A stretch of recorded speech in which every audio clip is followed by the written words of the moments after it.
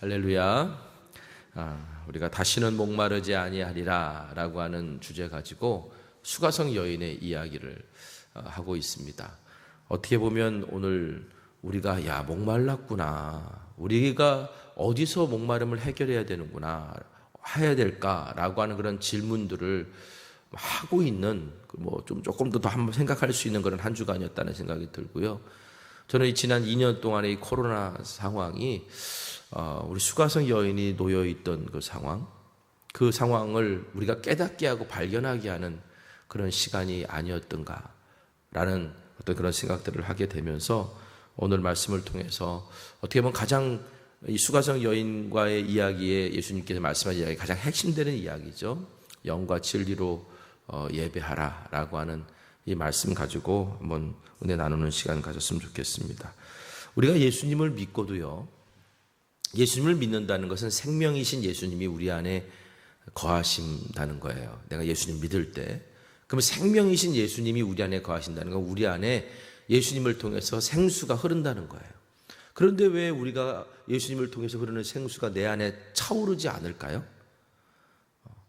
뭔가 차오르지 않는다는 건 막혔다는 걸 의미하는 거예요. 그 죄로 막혔을 수도 있고, 또 때로는 온갖 내가 원하고 바라는 것, 그런 것들을 내 안에 막 채워놓다 보니까 그것으로 인해서 더러워질 수도 있고, 아이들이 간식을 많이 이렇게 막 먹으면 정작 밥 먹을 때는 밥을 안 먹잖아요.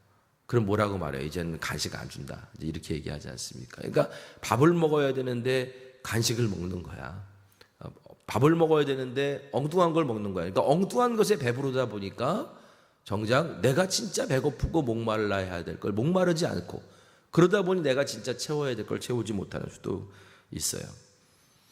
예수님께서는요, 수가성 여인에게 내가 너에게 줄 것, 이 하나님의 선물이 무엇이고 내가 누구인 줄 알았더라면 너는 분명 나에게 생수를 구했을 거다. 오히려 나에게 물을 달라고 구했을 거다. 이렇게 말씀하셨잖아요.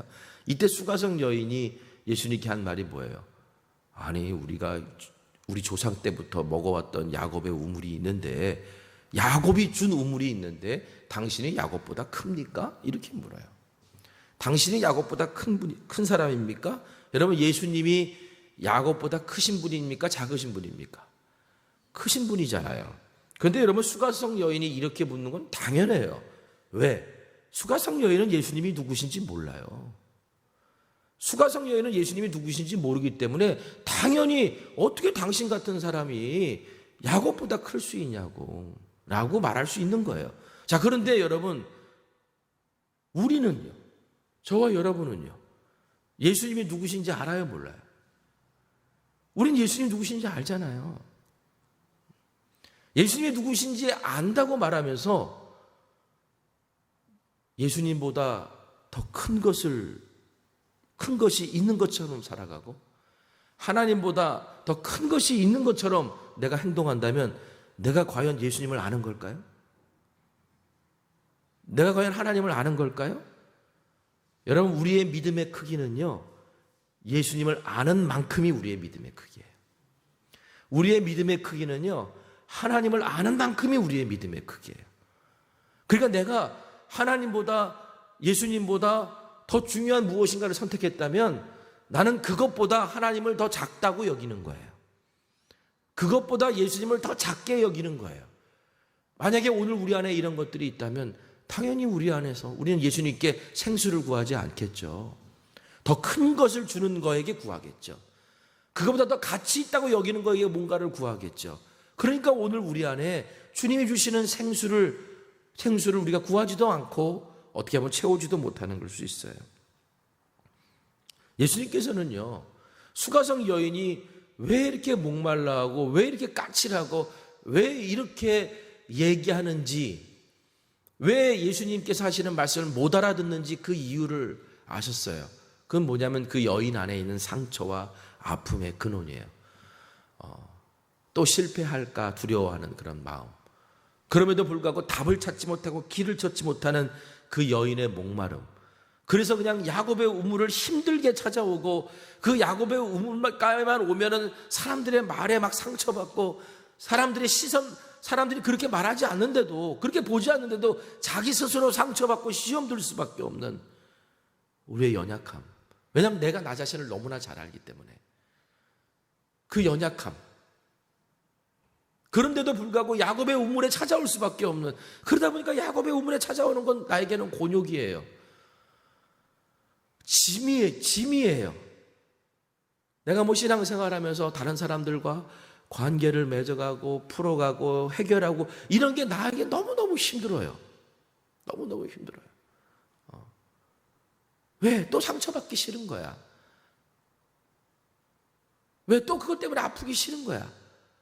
그러니까 결국 수가성 여인이 할 수 있는 선택은 아무도 없는 곳에 홀로 와서 야곱의 우물을 찾는 건데, 그런데 그게 목마름을 해결해 줄까? 여러분, 신앙생활은요, 혼자서 목마름을 해결할 수 없어요. 함께 지어져 가는 게 신앙생활이고, 이미 우리는 누구나 그리스도의 몸의 지체다라고 정의했잖아요, 사도 바울이. 사도 베드로는 바울은 성전을, 내가 주일날 설교 시간에 얘기하고 이번 주에도 얘기했죠. 바울은 성전을 그리스도의 몸, 교회를 그리스도의 몸으로 비유했잖아요. 그렇죠?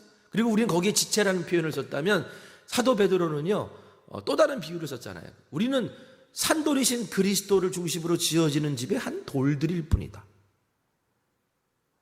우리가 머릿돌이 될 수도 없고 우리가 집 그 자체가 될 수 없어요. 우리는 그냥 돌들 중에 하나인 거예요. 그래서 함께 어우러져서 지어져야만이, 그래야지 오늘 우리의 영혼의 목마름이 해결되고 구원에 이르도록 자라게 되어 있어요. 하나님께서 그렇게 지으셨어요. 그런데 요즘 이 시대는요, 점점 개인적인 신앙생활로 돌아가잖아요. 오히려 코로나 상황 때문에 온라인 예배를 드리겠다고 하면서 점점 혼자 예배하는 그런 세상으로 돌아가잖아요. 가고 있잖아요. 그렇죠? 그러니 여기서 그 목마름을 해결할 수가 없어요. 여러분, 온라인으로 예배 드렸다는 게 틀렸다는 게 아니에요. 이제 우리 이 논쟁은 더 이상 의미 없다는 거 알아요. 처음에는 그게 엄청난 것처럼 막 난리를 쳤는데 이제는 사람들이 다 거기에 익숙해져가지고 그건 의미 없는 것처럼 얘기하고 해요. 근데 여기서 아직 풀지 못한 숙제가 하나 있어요. 그럼 어떻게 함께 예배하게끔 만드느냐?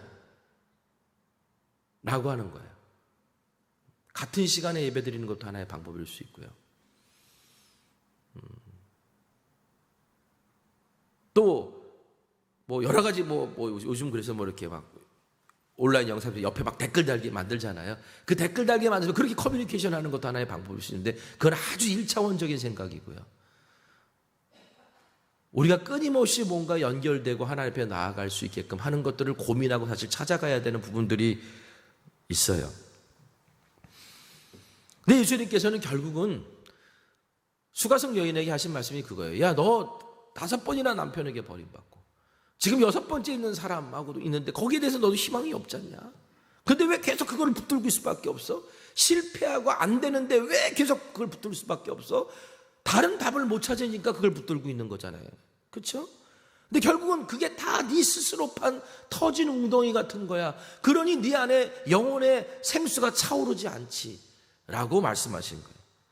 그래서 수가성 여인은요, 그 말을 듣고 자기의 진짜 내 답을 못 찾고 있는 자신에 대한 자신의 아픔을 알고 계시는 그 주님 앞에 당신이야말로 선지자입니다 이런 고백을 해요. 선지자입니다.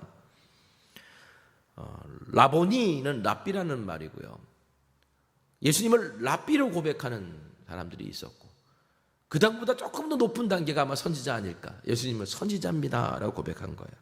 그러니까 선지자이신 분에게 물어요. 그러면 나는 어디서 예배해야 됩니까? 어디서 예배하는 것이 맞는 것입니까? 20절 말씀 보니까 우리 조상들은 이 산에서 예배하였는데 당신들의 말은 예배할 곳이 예루살렘에 있다 하더이다. 자, 이 말씀이 내 말이 맞아요. 우리는 사마리아에서 예배드려야 돼요. 그리심산에서 예배드려야 돼요 라고 말하는 게 아니에요. 만약에 이 여인이 그런 주장을 할 거라면 예수님과 논쟁을 하려고 그랬겠지만 왜 굳이 뜬금없이 예수님하고 논쟁을 해? 이미 예수님은 내 영혼을 보다듬어주고 나의 아픔의 근원을 알아서 당신이야말로 선지다. 그러니까 선지자를 만났기 때문에 자기가 진짜 드리고 싶은 질문이 있는데 왜 내가 예배를 드리는데 내 영혼에 만족함이 없죠? 내가 하나님께 예배를 드리고 나아가는데 왜 나는 왜 여전히 목마른 거죠?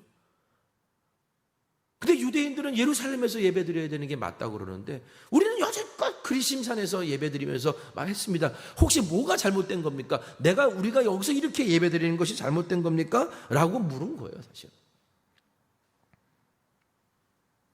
근데 사마리아 사람들은요, 우리가 역사적인 배경을 조금 알아야 되는데 시작은 여기서부터 시작합니다. 여로보암 때 나라가 두 동강이 나잖아요. 솔로몬이 죽고 난 다음에 르호보암 때. 그러면서 이제 여로보암이 왕이 되잖아요. 여로보암이 북이스라엘 남유다로 갈라졌음에도 불구하고 북이스라엘 사람들이 남쪽 유다 예루살렘 성전은 예루살렘에 있으니까 나라가 갈라졌지만 예배 드릴 때는 다 성전에 와서 예배 드렸단 말이에요. 그런데 여로보암이 생각할 때는 이러다가는 나라가 없어지겠는 거야. 그러니까 어떻게 해요?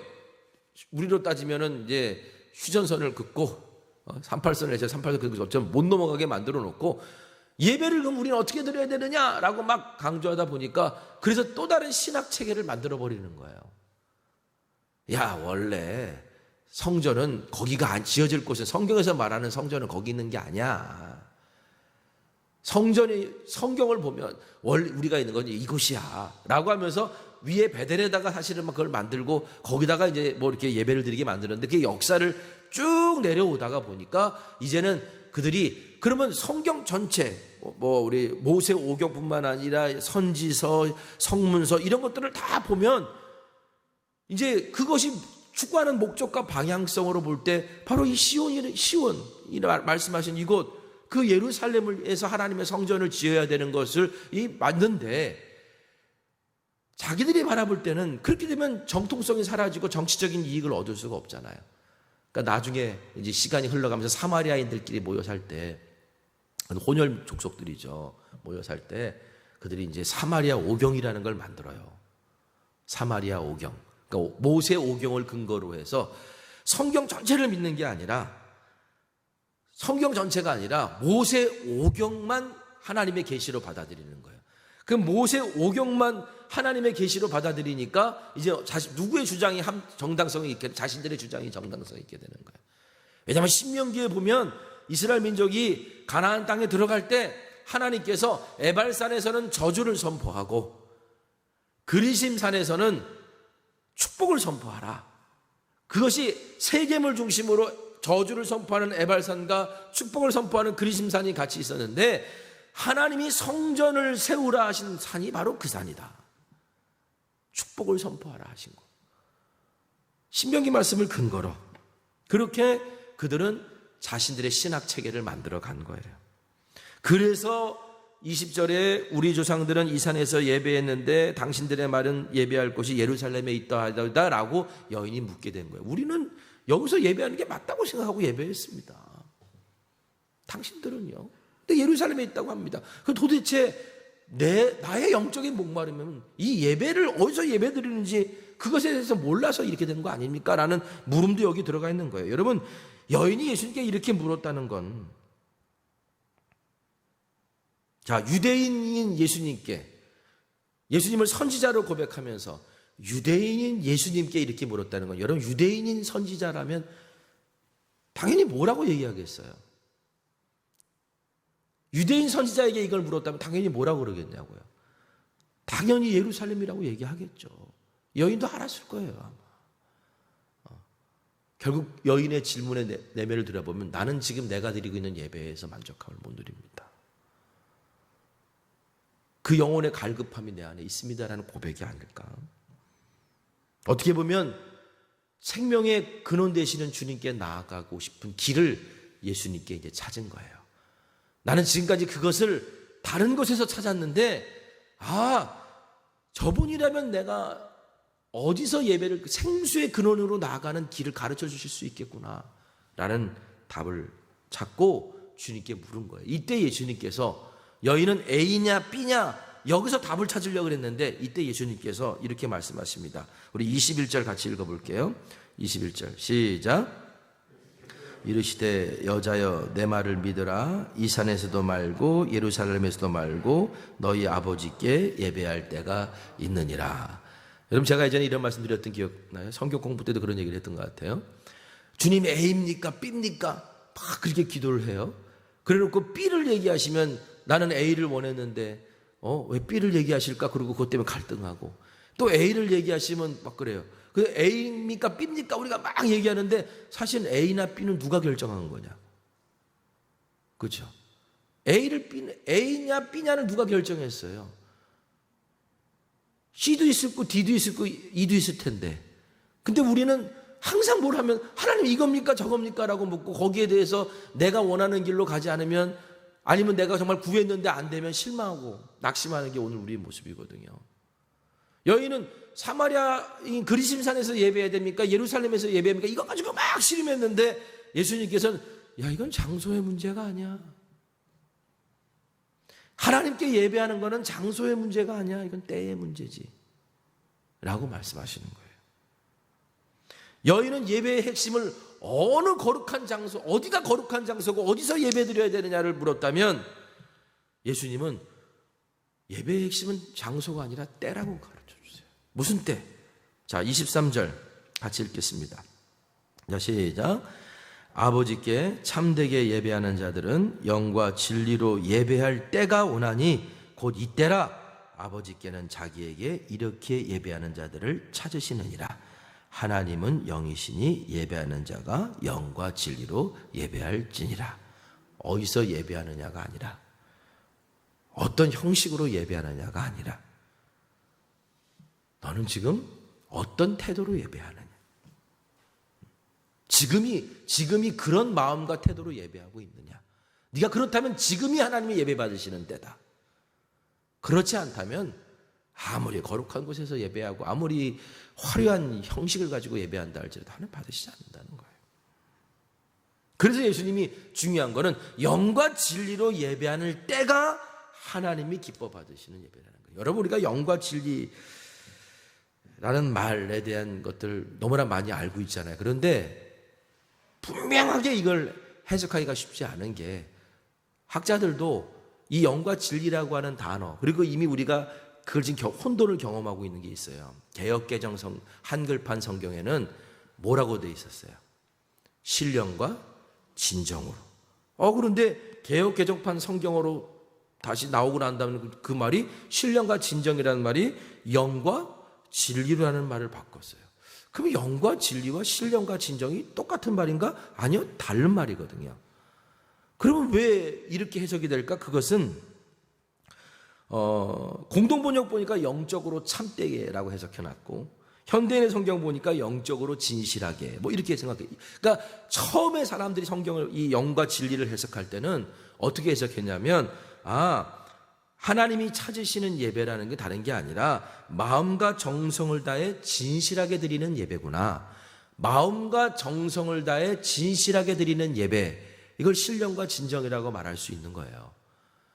그러니까 이렇게 해석할 때, 그러면 영과 진리를 어떻게 해석하느냐에 따라, 영과 진리를 예배의 대상을 강조하느냐에 따라, 예배하는 태도를 강조하느냐에 따라 영과 진리의 해석이 조금 달라져요. 그래서 학자들마다 이 해석이 다른 거예요.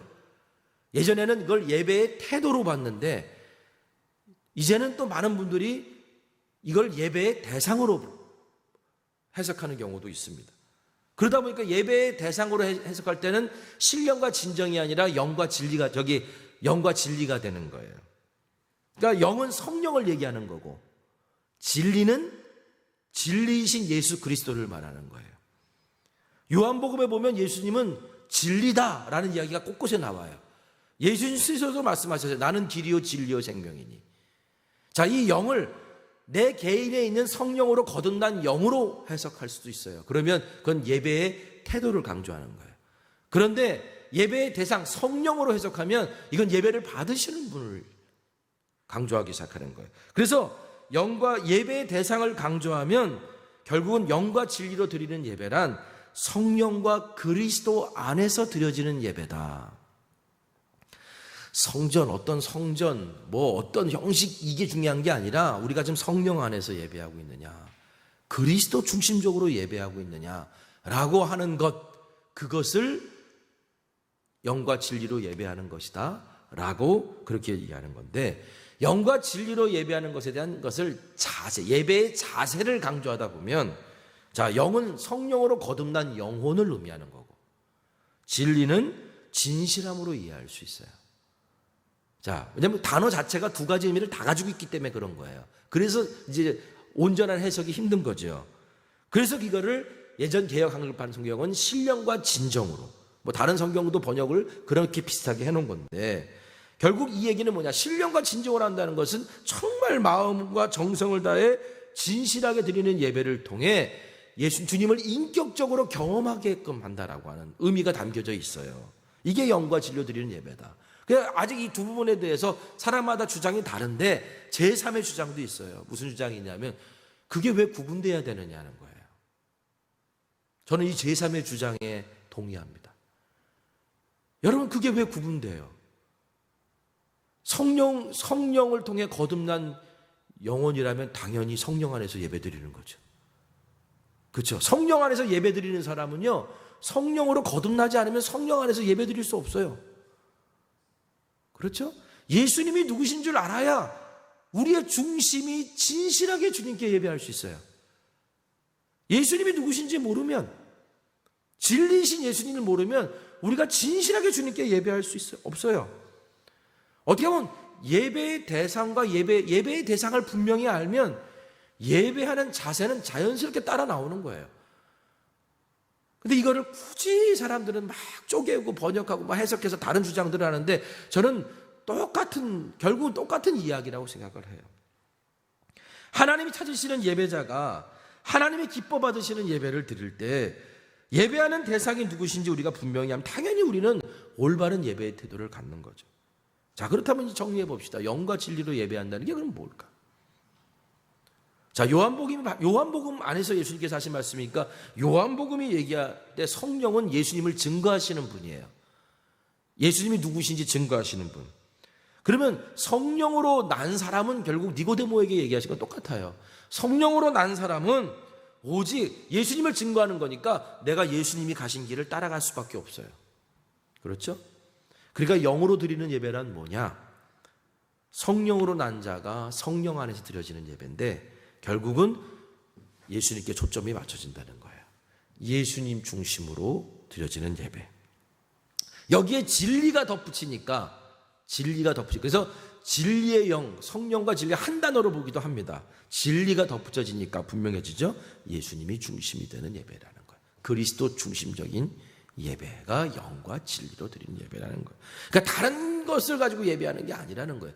우리가 예수님께 집중해야, 예수 그리스도께 집중해야 하나님의 임재의 보좌 앞으로 우리가 나가는 길이 열린 것처럼, 예수님이 열어놓으신 것처럼 우리가 그렇게 하나님을 예배할 수 있다는 거예요.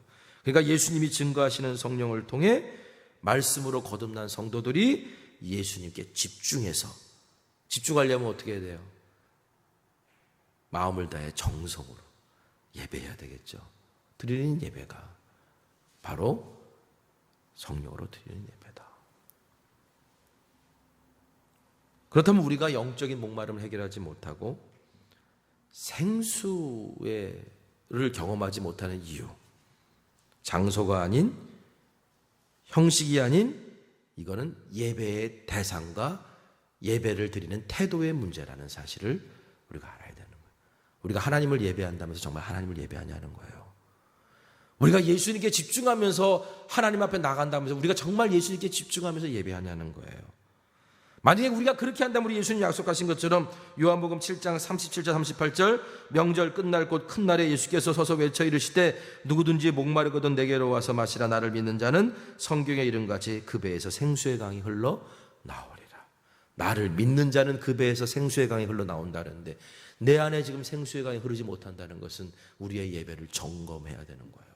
맨날 똑같은 예배에 똑같이 실패하고 있는데 똑같이 예배 드리고 있다면 그것처럼 어리석은 게 없고요. 그렇다면 그건 야곱의 우물일 수 있어요. 오늘 우리가 내가 정말 하나님을 예배하고, 내가 정말 예수님을 집중하고 있고, 그리고 오늘 내가 정말 진리 안에 있고자 하느냐. 자, 그러려면요, 내가 예배하는 대상이 창조주 하나님이시면 나는 어디서든지 예배할 수 있는데, 문제는요, 그 옛날에는 교회 안에서만 예배드려야 된다 그랬잖아요. 요한웨슬리 목사님도 결국 성공회에서 쫓겨나신 이유가 성공회 예배당 안에서만 설교하라 그랬는데, 아니 복음을 들을 사람들은 다 밖에 있는데 예배당 안에서 설교만 하면 되냐. 그래서 밖으로 나가서 설교하셨어요. 거리 집회. 그랬더니 너 그거 잘못됐다라고 얘기하는 바람에 결국은 그렇게 해서 이제 갈라지게 되기 시작한 거거든요. 근데 우리가 지금 그걸 똑같은 일을 경험하고 있는 거예요. 근데 문제는요, 예수님 중심이라는 얘기는 내 편의가 아니라는 거예요. 우리가 하나 어디서든지 예배할 수 있어요, 언제든지 예배할 수 있어요 말아놓고 그걸 결정하는 게 누구를 중심으로 결정하냐면 나를 중심으로 결정하는 거예요. 이게 온라인 예배가 가지고 있는 맹점이에요. 나를 중심으로 결정한다고요? 여러분, 예전에는요, 주일에 정해진 시간에 정해진 장소로 오지 않으면 예배를 드릴 수가 없었어요. 그렇죠? 그런데 그래서 내가 거기에 시간을 맞췄어요. 거기에 시간을 맞췄다고. 그래서 그 시간을, 장소를 구별하고 시간을 선결했어요. 그런데 어디서든지 예배 드려도 괜찮아. 이제 막 이 논쟁이 막 첫반에 막 있다가 이제는 한국교회에서 어느 정도 그분이 열려 있는데, 문제는 어디든지 예배든지 괜찮아 라고 하면서부터 그럼 내 마음대로 예배 드려도 괜찮아 이렇게 바뀐 거예요. 그리고 어떻게 돼요? 우리가 온라인 예배를 송출하면서 시간을 정해놓고 내보냅니다. 처음에는. 그렇죠? 그냥 내보낼 수 있는데 왜 그렇게 하느냐. 최소한 하나님 앞에 예배 드리는데 내가 원하는 시간에 예배 드리는 게 아니라, 엄밀하게 따지면 그래도 그 시간의 우선순위는 정해놓고 예배 드리자. 여러분, 내가 시간의 우선순위를요, 무엇부터 앞에서 써요? 가장 많은 것에 비중을 둬요. 중요한 것에 가장 많은 비중을 두잖아요. 그런데 예배하는 시간이 어떨 때는 이렇게 드렸다가 저쪽에 드렸다가 내 마음대로 왔다 갔다 한다는 얘기는 뭘 의미하는 거예요? 중요하지 않다는 걸 의미하는 거거든요. 내가 도저히 이 시간에는 예배 드릴 수가 없어. 그러면 내가 정말 예배 드릴 수 있는 시간을 구별해, 내가 이 시간에 맞춰서 모든 것들을 정합니다라고 하는 게 사실은 시간을 성별하는 거고, 내 삶의 우선순위를 두는 거예요. 장소도 똑같아요. 어디서든지 예배 드릴 수 있는데요. 그런데 여러분, 어디서든지 예배 드린다고 내 편의에 따라 예배 드리면 안 되는 거죠. 내가 하나님께 집중할 수 있는 장소와 시간을 선택하는 거지. 어떨 때는 그게 카페가 될 수도 있어요, 여러분. 어떨 때는 그게 지하철 안이 될 수도 있어요. 내가 그렇게 집중할 수 있다면. 그런데 우리는 대부분 그렇지 않거든요. 우리 아이들 온라인 수업하는 거 보니까 컴퓨터 2대 놓고 한쪽에서는 온라인 수업 진행하고 한쪽에서는 유튜브를 보면서 그래서 수업을 받더라고요. 이게 되냐? 그런데 된대요. 뭐 된다니까 할 수 없죠. 뭐 여러분, 이렇게 예배가 돼요? 뭐 된다 그러면 할 수 없습니다. 되면 하면 돼요. 그런데 안 돼요. 그러니까 오늘 우리가 참 중요하게 여겨야 되는 여러 가지, 이게 내 편의대로 예배 드리는 게 아닌 거구나. 어디서든지 언제든지 어떤 형식으로 예배 드린다고 해서 우리 편의대로 예배 드리는 게 아니라 정말 내 마음의 중심에 주님이 계시면 그 시간을 성별할 수밖에 없고, 주님께만 집중할 수 있는 상황을 만들 수밖에 없어요. 그래서 가장 좋은 것은, 엄밀하게 가장 좋은 것은 함께 모여서 같이 예배 드리는 게 가장 좋은 거예요. 가장 좋은 것은. 그래서 우리가 사실은, 그러나 그렇지 않다고 틀렸다는 건 아니에요. 오히려 로마가 닦아놓는 길로 복음이 흘러갔듯이 지금 우리가 온라인으로 드릴 수밖에 없는 예배가 열방을 주님께 예배할 수 있는 기회가 될 수 있어요. 사람들은 다 거기 있는데 여기서 와서 예배드리라 그러면 그거야말로 요한웨슬리 목사님 때 있었던 그 갈등의 구조와 똑같은 일들이 어리석은 선택이 만들어지는 거예요. 어떻게 하든지 그것들을 우리가 영과 진리로 예배할 수 있도록 우리가 그 속에서 우리의 예배하는 대상과 예배하는 태도를 다시 계속 점검하면서 계속 새로운 하나님이 열어놓으신 길을 열어가고 만들어가는 것, 사실은 이것이 우리에게 정말 중요한 것이 아닌가. 사랑하는 성도 여러분, 하나님의 답은요 다른 게 있는 게 아니라 하나님이 찾으시는 예배자가 되는 것, 거기에 있어요. 내가 어디서 어떻게든지 하나님이 찾으시는 예배자로 우리가 서다 보면 결국 함께 만나 예배할 수밖에 없고, 결국 떨어져 예배해도 우리가 그리스도 안에서 한 몸으로 한 일을 주님을 향해 집중하고 나아갈 수밖에 없어요. 오늘 우리가 하나님이 찾으시는 예배자, 영과 진리로 예배하는 사람 되기를, 주님 나의 목마름이 예배의 실패가 아니기를 원합니다. 오히려 주님을 더 알고 싶은 목마름이길 원합니다. 라는 고백이 오늘 저와 여러분에게 있기를 간절히 소망합니다. 우리